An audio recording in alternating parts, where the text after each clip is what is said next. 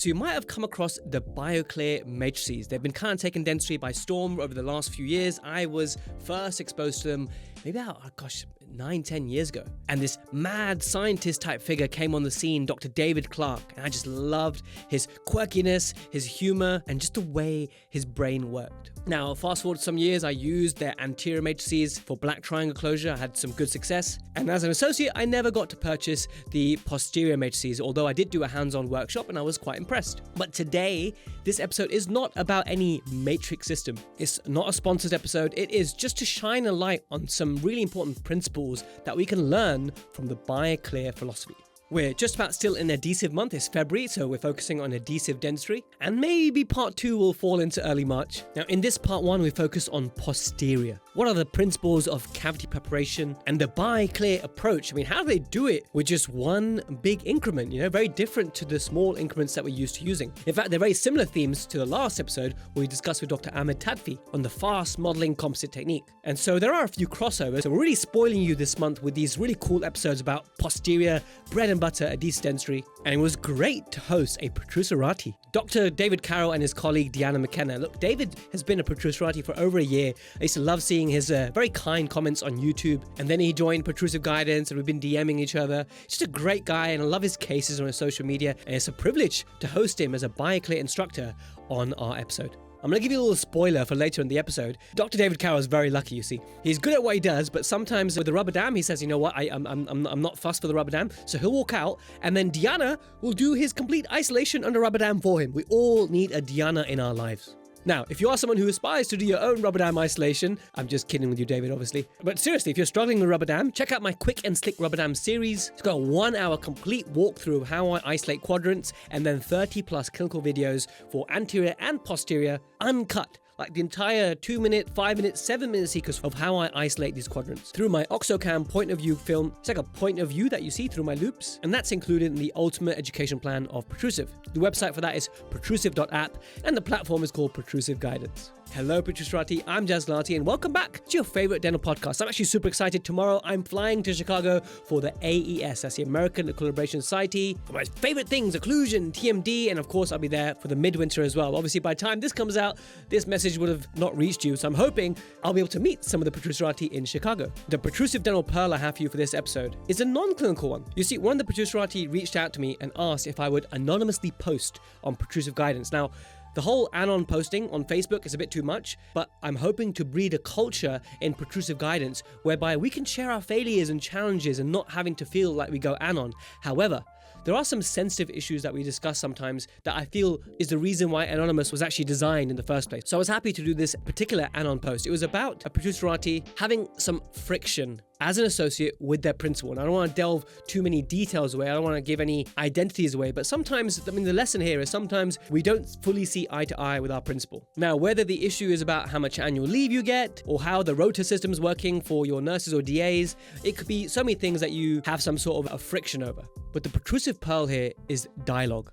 Always be willing to engage in dialogue. I think there's so much behind the scenes where people are grumbling and they're getting upset and they're exchanging emails and WhatsApps and voice notes and stuff maybe. But what we really need is face-to-face dialogue. There's a magic and beauty of face-to-face. So if you're in a situation where you're not really seeing eye to eye with your principal, I would. And if you're a principal, if you think your associate's really not following the philosophies of your practice, then you both need to arrange a face-to-face meeting and try to seek a win-win. There's always a win-win. If you can't find a win-win, you're not searching hard enough.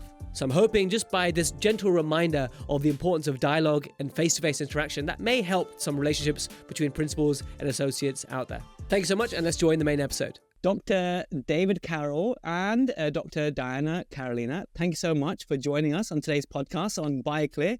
How are you guys? We're doing great, Jaz. Good.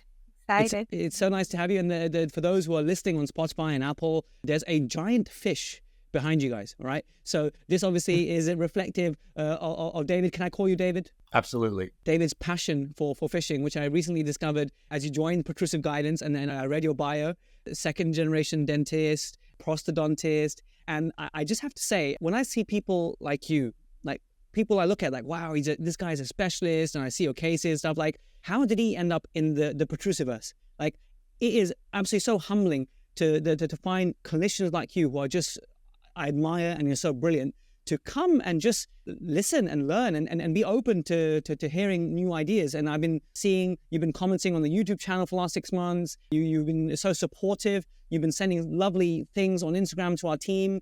Just thank you so much. It really does a lot for our enthusiasm, our confidence as a small but mighty team producing content. So thanks for supporting young dentists. I just really want to just get that out of my system now. Well, Jazz, I think your educational channel that you've built is so awesome and so needed in dentistry. And, when I started in dentistry, the only way that we could really learn is we had to go to meetings. We would have to travel.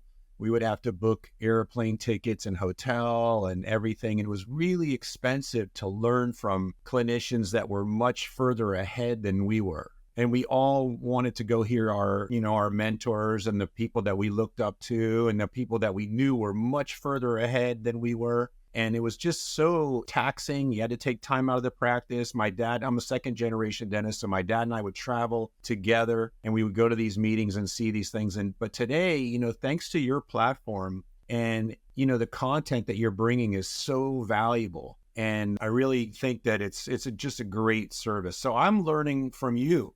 And, I'm learning a lot from you. There's no doubt in my mind, you know way more about occlusion and TMJ than I do. No doubt. I'm That's totally, crazy. I already know it all. You're very sweet. And I'm going to take I'll absolutely going to take your every course that you put out. But I love all the people that you interview. And, here we're on this side of the Atlantic, so I'm not so familiar with some of your mentors over there. So I'm learning the talented people over on that side. I mean, we have one person in common that one of my mentors is Tiff Qureshi. All right. And totally, he's one of my biggest mentors.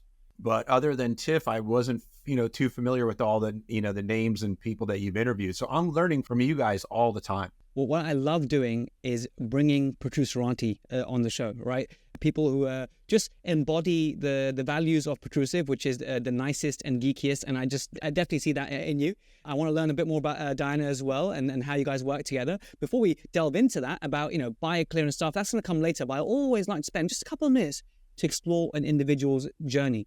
So in the context of everything you do, all the smile makeovers I see that you post on Instagram, David, how did you get into the Bioclear? How did you get into this pathway? And maybe a little bit before then, why prosthodontics? Is this something that, maybe your dad inspired you, or how did you fall into this? So my dad and I were both doing a lot of ceramic rehabs. And so I became a prosthodontist because I knew my dad was doing a lot of that type of work. And so I wanted to come in knowing a little bit more than average. And I didn't want to become just a clone of my father. I wanted to become my own individual. And I also didn't, at the time I took pros training, there was no implant training in undergrad level. And we didn't even touch an implant as a dental student. So the grad pros program everyone was touching all the implants. So I went up there to learn implant dentistry. So when I came in with my dad, we were doing a lot of ceramic rehabs. And one day my dad says to me, he says, you got to figure out something to do with these lower anterior teeth because, when they're a little crowded and things don't work out well, he says, the ceramics is really not a good modality. He says, it's not right. He says, so why don't you learn to straighten out the teeth? So I went in and started going into ortho and that's how I found Tiff. Tiff was in the United States teaching a course over here and I learned from him. And then I started doing Inman aligner, which you may be familiar with, right? And I started straightening teeth. And then, of course, we started to end up cases with black triangles, right? And we get them straight, but now they've got black triangles. So I started researching black triangle, and I come across David Clark. I see him in Orlando. I watch him do a case live in front of like 70 dentists, and nothing is working right. As you can imagine, Jazz, he's going to go live and do a clinical case, right? And we're in a hotel. He's got a crappy little compressor that's not generating enough power. The suction system is not right. Everything is off, right? And at the same time, he's speaking and lecturing, and I'm thinking, this guy is crazy. There's something not right. And at the end, he actually got a very respectable clinical result in that circumstance. And I was just like, wow, I was blown away. And without cutting the teeth, and everything turned out pretty good. And I said, this is a game changer, and you don't see a lot of game changers in dentistry. I've been out of pros for 30 years, and it's, something comes along like implants, that's a game changer. Clear aligner ortho, that's a game changer. Bioclear is a game changer, and you just don't get a lot of those. So when they come along, and you're a young dentist, you see something like that, you need to jump on it full steam ahead. Don't think about it. Just go and learn and try. And that's what I did. So I started taking trips out to Seattle, which is a long way from Miami. I started taking trips out there and learning and, and just back again. Like Abdul Ram, I know I saw him on one of your programs. Same thing. Once you go out there, you realize, there's a lot of nuances to the technique. There's a lot of technique to it, a lot of little things. It's not necessarily hard, but it's very detailed. So I kept going and learning, and the method has evolved a lot since I started. The matrices are much better, the system's much more refined. So it's gotten better and better. It definitely has a luxury feel to it, and I've been using Bioclear myself. Haven't done so for a little while now, but I've still got the kind of older generation. New generations with the color tab and the gauge, very sophisticated, very clever. I'm sure we'll talk about that actually. But what I like about what you said there is how under difficult circumstances, Dr. David Clark was able to produce a respectable result. And that's what we need, because when you have any technique, if it's overly technique sensitive, and if it's overly difficult to use, how can the average dentist, average hands reproduce it? And a lot of the listeners and watchers here are international. They're in Bangladesh, they're in Philippines, they're in countries where perhaps they don't have access to even the best light cures. There's a research in India showing how poor quality light curing can be. And so in those tough scenarios, how can we help clinicians all over the world to get good results? And that's what it's about. In fact, in England, I don't know if you're familiar with soccer or football, there's a saying, can they do it on a cold Tuesday night in Stoke? So yes, if this team is really good, but can they do it in these kind of scenarios, basically? And that's what it always reminds me of. So we'll definitely unpack that. Diana Carolina, please tell us about how you have been working alongside David into sort of his programs. Well, I started working for Dr. David about 8 years ago, and I was pretty much assisting him. And I think he has started with his journey about 8 to 10 years. And it has been really great, because we have seen how from the beginning, how the results were not the most amazing. Like we saw some like ledges here and there. That it was. I love how brutally honest you are. This is good. We need to hear it. This is why I got you on today, because I saw that you guys are about this. So this is really good to hear. It's because it's very not very difficult, but people or dentists cannot think that they're going to master this technique from the first case. Especially if they're learning from Facebook or something, right? Because the temptation sometimes, right, is to see some photo in a magazine or someone's using Bioclear, and then you go with your reputable supplier, you buy it, and then you start just making up and winging it. That's not when you get the best results, I think, and I'm sure you're going to cover that as well. It's a bit like when you read the papers, the scientific journals, and then you're trying to extrapolate the data from the journals. But if you're using the different materials that were used in the journal in a different way, and if you're etching for the wrong number of seconds compared to what they did in that journal to get that result, you can't expect to get the same result. And I learned that as myself, actually, various tools, products, techniques, philosophies. And when I tried to wing it, it was some good results and some hiccups. But when I went on a course to actually learn, just like David said, the nuances, and then you come away with a real enlightened moment. So I think that's exactly what you're saying as well. Yes, that's correct. Like you need experience. You need to keep trying, because Bioclear is a technique that you need to go to the courses. Like we have an intro course that we teach once a month, and it's a great point to the dentist they can see the basics of the technique. But if they want to do more, or if they want to learn more, ideal they should go to the different learning centers. And also practice. I think it's a technique that you have to keep practicing, because it's a learning curve that you learn from your mistakes. You learn from what you're doing. Like we have been learning, at the beginning we had problems with the light cure. So we learned that we needed light cure that was stronger. Mm-hmm. So it's a process, but it's kind of fun. I think it has been a really fun journey for us. It looks very rewarding, and I mean all of the cases that you post, and not only just black triangle closures, but all sorts of resin cases. And I think what we owe it now is what this episode is about is I don't want this episode to be about this is not like a sponsored episode about a product. What I'd like to really tune into is the science and philosophy, right? Because there are some, let's say, some naysayers who think, but how could this work if that's the case? And we need to address those concerns. But also we need to understand, okay, what are the philosophies? What are the quick wins that you can share so that when someone does, after going on a course, for example, come onto their first case, what are the little things to remember that you can actually improve the success of that dentist? So the first question I'm going to start with is, can you just describe what actually is the method and how? I know there's the anterior Bioclear, there's also posterior matrices. Can you just briefly describe what this entails? Yeah, so Bioclear is basically a form of injection molding dentistry. And basically you're using anatomic matrices and anatomic forms to either surround part of the tooth or potentially surround the whole tooth. And inside those forms, which are anatomic to wherever you're at. So if you're on a distal of a central, there's a matrices for that. If you're doing class 2s, there's a matrices for that. And basically then you're surrounding either a portion of that tooth or the whole tooth. So if it's an anterior tooth, we might say it's a 180 or it's a 360. You either wrapped half of the tooth or you wrapped the whole tooth. And that's a big designation between conventional bonding, let's say traditional bonding, and Bioclear. So we say in Bioclear, it doesn't go in the tooth, it goes around the tooth or on the tooth.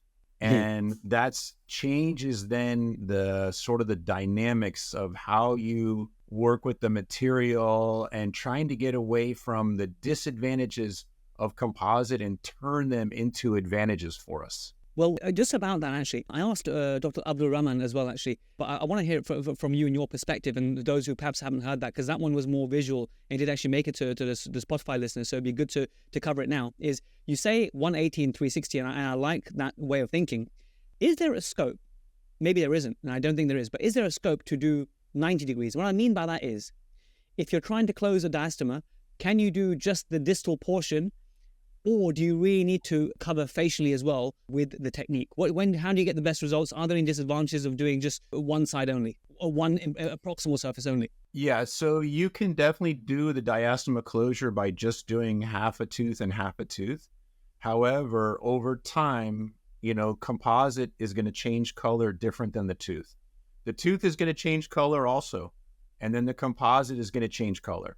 So the patient has to understand that that's going to need to be replaced more often than if you were to cover the whole tooth, depending on their habits, whether they drink a lot of coffee, a lot of red wine, a lot of dark tea. So that's what we talked to them about. And we have not been able to predict which patient is going to color shift more than some other patients.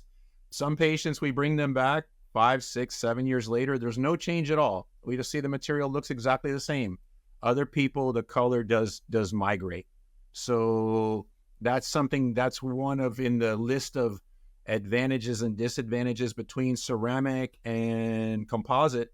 We cover that with the patient so that the patient understands when they're choosing composite and choosing Bioclear, that is one of the potential disadvantages, is that long-term color stability. But really, by wrapping onto the labial and veneering the entire surface, you are helping to mitigate that risk, right? Because if you've got a nice, smooth veneer layer and no transition mid-facial between the composite and the tooth, I can now see why when I have seen, Marco Mailino, Abdul Rahman, yourself post these cases quite often going in the labial. And initially I used to think, because you might have seen a video I made recently, actually, about my preference for after orthodontics, respecting that beautiful enamel. But sometimes when you have got black triangles and you try and close diastema, using the Bioclear way, I understand why. Just a thin bit of composite to create that uniformity in the color, it makes sense to me.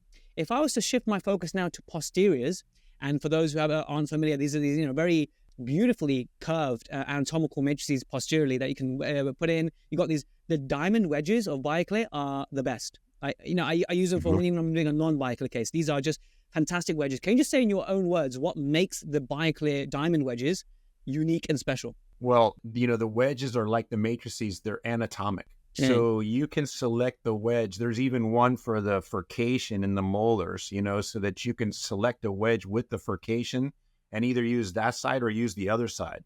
The other thing is that if you're going to use anatomic matrices in the posterior, your wedge has to be very low profile, because if the wedge comes up too high, now it's starting to distort that matrices. And that's one thing you always have to keep in mind with Bioclear, is that you're not trying to do anything that will distort that matrices, because it's anatomic the way it is. But if you use something that crushes it or bends it or inverts it, then you're going to end up with not such a nice result. I mean, the superpower is the shape, isn't it? The power is in the shape that it gives you. And just like you said, if you wedge too aggressively, you create a convexity into the matrix, and which would actually show up as a concavity in the restoration, right? And that's not going to be hygienic and stuff. So, but the wedges, when I've got a deep case, and most wedges in that scenario would actually not be able to get down low enough, the diamond wedge has been brilliant. So I just wanted to give that point for those who aren't familiar, even just with the wedges, they're absolutely fantastic, beautifully designed. But when you're using the protocol for posterior, let's say you've got the matrix in place, let's say you've got the wedge in there, let's say you've got the ring in there, and you're happy that you're going to get a nice profile. Can you just describe the clinical protocol in terms of the whole etching, bonding, curing, just so we can understand what a typical injection molding looks like posteriorly? And then based on that, I want to just ask a few more questions on just technique, just geeky stuff. Okay. Yeah, we love all the geeky stuff, right? We can geek out all day. All right. No problem there. Yeah, so the first thing is, when you have to think when you are going to bioblast the tooth or clean that tooth, and when does that come in. So my preference is to bioblast after I prep. So I will very commonly clean up the tooth first and take the old restorative material out. I will do my anatomic changes to the shape of the prep, because commonly we're cutting out amalgam, and the amalgam has parallel walls and a GV black design, and composite should not go into that same shape. Okay, that's one of the key things engineering-wise that Dr. Clark has taught us all, is that composite bonding is not going to make up for bad engineering. Mm-hmm. You have to re-engineer that tooth, okay? And we'll talk about how you have to flare it out. You have to actually sacrifice some enamel so that you can get this tooth more into compression. Mm-hmm. Okay, if you just stick composite into a GV black prep, it's going to function like white amalgam. You're not going to get cuspal splinting. You're not going to get the benefits of the composite, and you're working against the material, okay? You're working against it. So we take the old material out, refine the shape. Now we're going to bioblast or clean the area. So I use the Bioblaster from Bioclear. Abdulram is using a different device, and I'm not sure what Marco's using, but everyone is cleaning something with something like that. All right. So I remember I didn't know the Bioblaster existed, firstly. So thanks for sharing that. I didn't know it existed as a product. So that's good to know. I remember David Clark just proving a really good point, and then you probably mentioned it as well, that no matter how much he scaled the tooth, no matter how much pumice, etc. he used, there was always, when you disclose, there was always plaque until you air abraded, until you introduce air particle abrasion. It was dirty, and that's what causes the staining, that's what causes the bond failures, and all the issues with it that we have in adhesive dentistry is not having a clean enough surface. So the Bioblast, is there anything unique? Is it sand and water together? It is with water, and it's aluminum trihydroxide, which is a little bit different than aluminum oxide. Aluminum oxide is a much harder particle and a smaller particle, so it's more for cutting. So when you blast the inside, the intaglio, one of your favorite words, the intaglio surface of a zirconium crown, when you hit that with aluminum oxide, you're really going at it with a hard sand, and you're really going at to alter the surface, right? Mm-hmm. So that will cut a tooth, and that will cut into a tooth pretty rapidly. So instead, we're using a softer powder, which is a larger particle size, and it's designed to clean a tooth, kind of like a Prophy Jet, and you disclose it so you see everywhere the plaque is. And now you blast all of that off, because remember, with Bioclear, your margin is not really your traditional margin. So your interface, what we call the tooth restorative interface, is going to end up on uncut enamel that you never cut with a burr. And if that enamel hasn't been cleaned, plaque-free, blast off the pellicle and all that, you're not going to get adhesion, and it's going to stain, and it's going to leak. So that's where that protocol comes in, is to that sequence of events that you have to blast. You have to blast. Beautiful. Well, before you move on from after you cleaned it and aerobraded and blasted it, which I'm a big fan of, the top question I get, David, this is the number one question I get, guys, is a dentist will email me and say, Jazz, I don't have an aerobrasion unit. Can I use the ProfiJet? Can I use those sort of cleaning powders? Will that be adequate? And I don't know. I feel as though for what we're trying to achieve, like especially on dentine, I don't think it'll be aggressive enough on dentine is my viewpoint. To remove biofilm, maybe it'll be good enough on enamel. But I don't know if you guys got any science on this or any Bioclear opinion on is the ProfiJet kind of stuff. Does it do anything? Have you worked with a ProfiJet thing? No. So I haven't more worked of a with polishing powder rather than a slightly more abrasive powder. Correct. So what I tell my students that from all over every month is I tell them, test it, disclose a tooth, take your ProfiJet and go after it and see if you can blast every bit of that disclosing solution off of that tooth, right? If you're successful with that, I have a feeling you're going to probably be okay. I mean, it's definitely going to be much better than nothing. Absolutely. Much better. But it goes back to what I said earlier, to get the best results, you got to follow the recipe book. And the recipe book says Bioblast or air particle abrasion, and I'm a big believer in that. So for all those dentists out there who are not using air abrasion at the moment, really, save up. That's the next big investment. You can use it for all sorts of dentistry, even for your zirconia, just like you mentioned. So amazing. So now bioblasted before we put the matrix on, which makes sense because I guess if you put the matrix on, you get like a matte surface of the matrix if you were to do it with it on. Yeah. And another point is that one of the reasons why we like the Bioblaster as opposed to aluminum oxide is that, when you use aluminum oxide, it's the very, very fine particle. So you have to be careful how much of that you end up breathing and inhaling. Absolutely. Right. So when we do the intaglio surface of zirconium, we are in a little vent, a laboratory thing, which we bought them from Danville Engineering, and they're just sit in the operatory. So 2 of our operatories have those things. We always go inside there and do the air particle in there, because when you do aluminum oxide, you see the particles just in your light, your loops and your light, you see that stuff floating around you. David, that stuff is in my beard right now. Literally, I could just dust off my beard. There's probably aluminum oxide flying all over my microphone. I'm just being real with you. It's everywhere. I thought you were just getting a little gray and aging, maybe. Yeah, it's definitely not that. It's definitely the aluminum oxide. Let's say that. Yeah. So in aluminum trihydroxide, what goes in the Bioblaster, it's a heavy, heavy particle. So it's messy. Like we have to drape the patient because the stuff will go around. And so we cover the patient up and we cover them and cover their face and everything. And when that stuff hits you, you feel it. If it bounces off and hits you, it feels like you got hit with a little rock.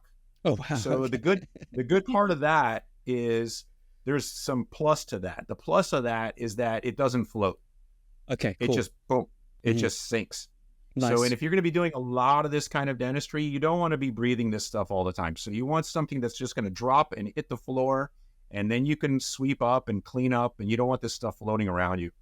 Very valuable insight. Yeah. Brilliant. So after the cleaning, let's say you go down the matrix, and what I'm really interested in is the whole bit about some dentists being concerned about the shrinkage stress if you're going to do in injection molding posteriorly. That's really the main myth I want you to bust. So can you just describe the protocol and then how the protocol lends itself to perhaps not being conforming to this myth? Okay, well, I know that like Diana asked me, that was one of the first things that she talked to me about when she came in with me and we started doing Bioclear. She started saying, what about the C factor? What about the C factor? Because, you're doing like these huge volumes, right? And in the beginning, I was a little worried myself because that's what we're taught. That's exactly what we learn. We should layer and layer because it's otherwise a paradigm the C shift. factor, it's going to get, the C factor is this monster that's going to get us, right? And we're all going to, go to dental hell and, so, but then what happened is, what's weird, Jazz, is that it never happened. We followed the protocol, and I don't want to say that the C factor is meaningless, but let's just say that it was really overblown. Like, it's not the monster that it was made out to be. If you get the engineering right and you do the protocol right, then the C factor is largely mitigated and you don't have to worry so much about the C factor, okay? And there's some advantages to layering, but there's disadvantages to layering too. There's disadvantages. We know when you try to layer, the layers don't go together seamless. You know, we can cut those, cross-section those, and we see that even with the best clinicians, there's gaps and there's things that are not desirable about layering. Now, we have to layer sometimes on deep restorations with Bioclear not because of C factor, but because of the light. Because the light is only going to penetrate so far, right? And so when we look at these restorations, we're not thinking, oh my God, there's too much shrinkage. We're thinking, is the light going to get there or not? And that's the change, how you have to change how you think. It's all about the light. So you have to have the high-powered light, but then that high-powered light on bulk Filtech is only going to go maximum 5 millimeters, really maximum. Okay, so if we're working on a bicuspid, it's a relatively small tooth. We know we can come from buccal and lingual. We can do 3-point curing, and we can get to that restoration. But if we're working on a big molar, and it's a big tooth, and you have a great big guy, and he's got these big teeth, okay, 4 millimeters, I'm thinking is max, because I can't come from buccal and lingual is not going to help a whole lot. That tooth is huge. So that's where you're thinking about it. So that's why you're doing the cervical portion first, getting it fully cured, and then do more traditional injection molding as per the Bioclear technique to resume the rest, yeah? Correct. And since you can't really wedge that deep one without bending the matrices, that's where your friend Maciek came up with that floss wedge. Yes. All right. We The use Teflon that floss. a lot. Love it. Love it. Okay. Because what that'll do is it'll tighten that matrices up just a little bit, just a little bit, just to keep it there for you to build that first layer. Now you light cure that. Now you can go back and take out and do the diamond wedge. Pick your favorite diamond wedge and wedge it. And the purpose of that wedge is not separation power. We have a ring that will give us enough separation power. The purpose of that wedge is to anchor that matrices so that matrices does not lift up when you drop that ring on. Because that's how you get in trouble, which I learned the hard way. Of course. All right. When that ring goes on, if that matrices lifts up a little bit and is not fully seated, and then you injection mold and you pressurize this system, you get something that you don't want. Absolutely. Okay? You get something that you're going to have to go in there and drill it out and start over, because you're going to get what we call a blowout, and we don't like blowouts. That's a bad, messy day at the office. I can totally imagine that. The cervical part, I seen Marco, who I'm seeing in June, actually, in Sicily, actually. I'm excited to go visit him. But that cervical portion, he calls it the hip. Is that Bioclear terminology philosophy, or is that something that he's made up? Well, we used to call it David used to call it the hip, and he used to compare different hips based on, and he kind of got away from that because some people were offended by the hip. Okay, so, yeah. Well, so we won't go. It used to be a Kardashian or a Jennifer Aniston or something like that. So we got away from that. Yeah, we got away from that. Well, the hips don't lie. We know that the hips don't lie, as Shakira said. Just briefly describe the protocol. Let's say you got the bioblasting, got the matrix on. Let's say you've secured it. Can you just tell me exactly which bonds you're using? How many seconds you're etching for? Are you doing a total etch or selective etch? Which bond you're using in 2024? Obviously, these things change. Someone's listening in 2027. It might be different because it's dentistry, it's dynamic. But what's your current protocol for like a standard DO using the Bioclear system? Okay, so we'll do a total etch. We don't do selective etch. And we'll do, basically, I'll do 30 seconds on the etch, which I know is a little bit more than some people might do, but I do 30 seconds. And then what makes it easy is we rinse out, dry, get everything, cleaned up. And now we'll do 30 seconds on the bonding agent. So we're using Scotch Bond Universal Plus. All right. So it's it has the potential to self-etch dentin, but it will really not self-etch enamel very well. I don't know that any of them will self-etch enamel very well, which is why we do total etch technique. Okay. But so are you etching the dentine as well? Yes. Okay, fine. Yes. Okay. So definitely etch enamel and also dentine. Got it. Correct. And now we go in with the bonding agent, and one of the keys to not getting sensitivity is to not rush that step. That bonding agent, whatever you are using, you need to massage that in there and give the dentin time to really absorb that, okay? And the modern bonding agents, if you give them enough time and you massage it in there, we set a timer, 30 seconds. The company says 20 seconds. We go for 30. And if you massage that in there for 30 seconds and then let that soak up, if dentin is exposed, we always light cure that coat, that first coat of adhesive, okay? And that is shown to have benefit to doing that. So we will end up going with another layer of adhesive that we do not light cure as part of the protocol. So the second layer of adhesive becomes a wetting agent. That's our wetting agent. This is exactly the doubt I had that you've just completely cleared out, which I thought that, okay, if you're not curing that first one, because I thought the protocol was you don't cure the bond and then you go straight to flowable and then the heated composite and just mix it all together. And that's the beauty of it. But you really helped me understand that if you're on enamel anteriorly, that perhaps you don't need to cure that bond. You keep it uncured. Is that correct? That's correct. Okay, super. That's correct. Right. Going back to the posterior, you've now cured that first layer after a generous massaging. And just another little geeky point, right? I've seen these scanning electron microscope images of these micro brushes, and essentially what you have is very hairy dentine. Okay, imagine my dentine looks like this, okay? Very hairy dentine, okay? So some dentists, I know, they use more like the paintbrush, like the black bristles, like a long strands. Is there a Bioclear approved way of doing it? I don't think there's a Bioclear approved way, but what I prefer to do is I like the little spongies on the deep dentin because I feel like I can massage that better and I know that I'm getting the adhesive on that area, okay? So that my first coat that I've gone on dentin, massage, okay? 20, 30 seconds, we time it, okay? Air thin, now light cure, all right? Now, the second layer of adhesive that I will not cure, that I will apply with the brush because the brush, I can go around the corners, all right? Because the matrices is going around that tooth, right? And it's wrapping and it's going into areas that are uncut. So I'd like that brush to kind of tease it around.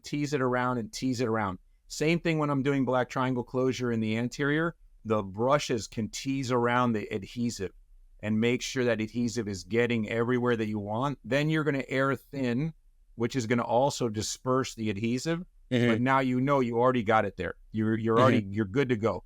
Perfect. And then at that point, just finish off by saying exactly which flowable you're using and which composite system you're using. Obviously, it's a heated composite system. Just tell us a bit more about the finalized posterior protocol so we can just understand about it a bit more. Okay, so in the anterior system, we like to play with some different composites because I'm geeky like you. I'm super geeky. And I get bored if I'm using the same composite on everything because I want to see different cosmetic effects of different composites, okay? But in the posterior game, we strictly go bulk fill 3M because I'm not trying to win any cosmetic competition on a second molar, you know? And I think that, you know, in the back of the mouth, it's all about function and being good contact, painless, chew on it, doesn't break. So it's all about the engineering. And the restorations come out cosmetically pleasing, but we only have maybe 2 or 3 shades of bulk fill tech. Okay. And that's just what's worked for us in our hands using the 3M system. And we know that if we follow the protocol from Bioclear, we know we do the bulk fill, then we know we have very, very low incidence of post-op sensitivity, especially if you practice selective caries retention, which is another discussion, but you have to practice that correctly. And, you know, just keep the deepest portion right before you think you're going to hit the pulp. Don't take that out. Don't take that out. The best liner is dentine. Even if it's slightly caries, that's the best liner, isn't it? 100%. You will avoid so many root canals if you do not go after that last portion. But remember that your CEJ, your DEJ, those junctions there where the caries tends to run along those areas there, you have to make sure that that is clean, completely clean. And so you have a very good seal. You have to seal, everything has to be sealed up tight. It only works, selective caries retention only works if you keep the bugs out. If you're letting the bugs in, you're going to get a root canal for sure. So yeah, Yeah. I remember Dr. David Clark referring to it as the modified Hall technique, which I really liked, actually. So those in the UK especially are very familiar about the Hall technique and stuff. So I don't want to go into it too much, but it's a great point you raised there. I'm not familiar, excuse my ignorance, I'm not familiar with the bulk fill. Is it a paste or is it all flow? It's a paste. So we're going to go with a flow and a paste. There's flowable and paste. So we're going to go on that last layer where we didn't cure the adhesive. Now we're going to bulk fill. So we do an uncured adhesive, then the flow, and then the paste. So the paste is basically going to disperse and displace most of that flowable. So probably 80-90% of our restoration is going to be paste, and maybe only 10% is going to end up flow. So it's basically like taking an impression with, the old polyvinyl impression that we like to do. So you're going to be light body, heavy body, you're dispersing it, you're spreading. So you're filling in all the nooks and crannies, and you know that the paste is also giving you that wrap. It's making the material travel and giving you that wrap around the tooth. The paste is like a putty, compressing away, pushing away the light body, and I can definitely visualize that. I like that. I love those photos on social media of dentists doing posterior Bioclear, and they've just, overmolding, you guys call it, right? You overmold it, and then when you remove the matrix, you just see the beautiful, strong, solid contact, right? And then obviously it's messy, but I know, having done this technique myself, that it looks really scary the first time you do it, but it's so quick to just adjust it, right? And so a common concern someone may have who's not familiar with the system is, whoa, this looks like really messy, but actually when you actually take your carbides to it, it's very simple to tidy up. Any comments on the tidy up? Yeah, you can't be afraid of the bulk. You can't be afraid. When you make mistakes with Bioclear is because you under-inject. When you under-inject, then you get voids, then you get bubbles in areas that you're not supposed to get them, right? You have to go full on the system, and you have to pressurize that system, and then the magic happens. And then when you have the bulk, we will go at it with coarse diamonds and then disc. Also, even in the posterior, we'll use the disc on the Softlex disc we take it facing towards the head of the handpiece, like, not the traditional on the way. backhand, on the backhand. Yes, exactly. And then use that disc to pull your restoration back into the proper shape. So where you have the buccal and the lingual excess, use that disc and pull that restoration in, and it will go quick. It will go quick. And another point, Jazz, I like to emphasize is that let the occlusion dictate your anatomy. Okay. In the back of the mouth on molars, all right, do not carve in detailed anatomy. Okay. You have to stop yourself. You have to stop what you were taught, and don't go for all this fancy stuff, because what you're doing is you're really potentially weakening that restoration. You're putting deep trenches and deep fossas in there, and then you're going to make it look all that. And what you're doing, you're taking away material, you're taking away bulk, you're taking away coverage over dentin, and you're not benefiting the patient. The patient is not going to perish from lack of chewing efficiency, okay? So let the opposing arch dictate your anatomy, and that's it. That's it. If you want to round the marginal ridges with the disc a little bit, you pull that disc over the marginal ridges, you'll round them, they'll look nice and thick and heavy, and you're going to make a restoration that's going to be there for a long time. That's what you're looking for. Because remember, the reason why dental schools are going after Bioclear now is because the stuff that we were taught, that I was taught, and probably that you were taught, it doesn't work. It doesn't work, right? It's not working out, because these professors in the dental school knew that they were seeing amalgams that were 20, 25 years old, 30 years old. They put composite in a tooth with a student trying to do the work the way that they're being taught. And then there's another student taking it back out in 3 years because it's leaking, it's got decay, and it's not working. Because for too long, we tried to say, okay, well, we're going to take a GB black prep and we're just going to do a little bit of this and a little bit of that, but we're basically going to pretend it's amalgam, and that it didn't work. It just didn't work.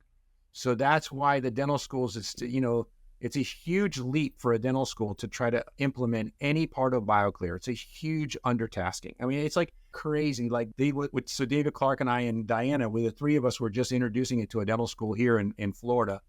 And David tells me, he says, it's easier to move heaven and earth than to move a dental school curriculum. Yes, absolutely. You know, so for them to want to go this, to try to implement any part of it, even if they're not taking the whole package, if they're just going to try to take something like class twos, it's a massive undertaking. Huge step. Huge step. And they're motivated because they see that the stuff that we were largely taught in school, it didn't work. It didn't work out. You had to recreate a different system. As a composite resin has nothing to do with gold or amalgam. And if GB Black were alive today, he would say, "What are you doing? Why were you put that composite in my prep?" Well, he was smart, a super smart guy. And he would say, that composite does not go in parallel walls. Okay, stop with the mechanical retention. Get over that. You know, you have to change the mind. It's so much easier to teach it to students because they don't know anything. They don't have to unlearn. Their mind has not been perverted by the all the other things that we see and get exposed to. I've just got a reflection and a praise, because everything you're saying is going back to engineering, right? The whole thing about not putting in delicate fissures, I think it goes back to the underpinning philosophy of engineering, which is great. And I'm a big believer in, young dentist students messaging me saying, "Jazz, I'm a little bit confused because I'm doing all these beautiful composites, but as soon as I take the rubber dam off, I have to then spend ages adjusting it, and it ends up looking flat." And then the clue is, well, if the patient's 62 years old, and you're going to give them what the textbook says is a 6-year-old's tooth, right? It's not going to work, right? Because the opposing tooth, you got to look at it. And so I love that you underpin that philosophy as well. It's got to be age appropriate. It's got to conform not only to what the textbook says, it's got to conform to the opposing tooth and the rest of the dentition in that mouth. So totally agreed. And then my last question, therefore, on the basis of engineering is this whole concept of the stress-reduced direct composite, which the biometric folk are talking about, the use of ribbon and fibers and that kind of stuff. Does that have a place in the Bioclear philosophy? Have you guys experimented with it? And then once you answer this and you give your views on this, we'll then pivot towards anteriors. Yeah, so we have not experimented with ribbon and those kind of things and fiber reinforcing and stuff like that. I mean, to be honest, Jazz, we haven't had a motivation to try to go that route. So, class twos are such an underappreciated restoration, both for dentists. It's stressful. Doing good class twos is stressful, right? And we are undercompensated, terribly undercompensated for something that is challenging to do. So once we found, and I did not go to Bioclear to learn class twos at all. I didn't even know that was part of their protocol. I went to learn black triangles. I had no idea that I was going to be, restructuring how I work, But once you develop the protocol and you develop the system and everything like that, you will routinely just nail class twos one after the other, after the other, after the other, after the other. And there will be the one that kicks your butt, okay? Because that's just how life is. There's going to be happens the one with extractions, happens with everything, Everything. There's going to be the one that gets away from you, and you're going to sit there and you're going to say, well, okay, but I know the system works. So it's something me. I'm the problem. And you know what? There's a joy in that almost, because before, you don't know if it's the system, is it the material, is it my matrices, is it I'm using the wrong stuff? You don't know what the problem is. Now you have a system that works in your hands, and you routinely bum, you one after the other one, and that lowers your stress level in practice, and you feel happier, like, oh my God, look, here comes another one. Not that I love doing class twos, because honestly, Jazz, I don't. I mean, I'm going to be honest. I don't love doing class twos. I don't love, totally cool. Chasing. Right. Okay. But if I get a good result and I get another one, I'm very proud of that. You take a post-op x-ray and you see a nice result, and you say, wow, that was tough. That was challenging. And look, we nailed it. So because of that, it's the recipe is there. I don't want to go off on some tangent trying to introduce something new that I don't know, and I don't have the science that I'm going to get any benefit from this. So that's why we haven't experimented with the protocol, I appreciate that. And it's just good to know what you guys are doing at the moment in your training centers. I love everything you said in terms of having a system that works in your hands. I feel as though when you're a new grad and you're finding your feet and you haven't even discovered in yourself, because you haven't had enough experience, what works and what doesn't, you're in this constant battle in your mind, like, wait, should I do this now? You're constantly doubting yourself.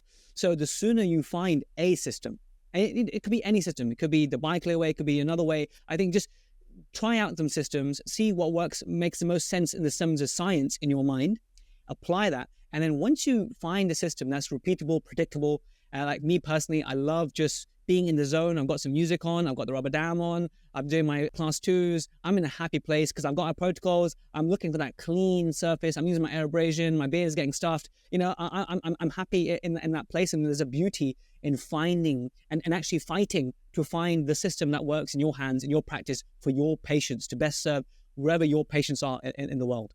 So with that reflection, if it's okay with you guys, shall we now just switch the conversation a little bit about anteriors? So let's talk about anteriors. David, I don't want to offend my American guests, okay? The US is now the second biggest group of protrusive is US, okay? It used to be Australia, and then the US overtook them. I'm always indebted to the listenership from the States, especially dental students. So great to have you, anyone who's listening right now to this.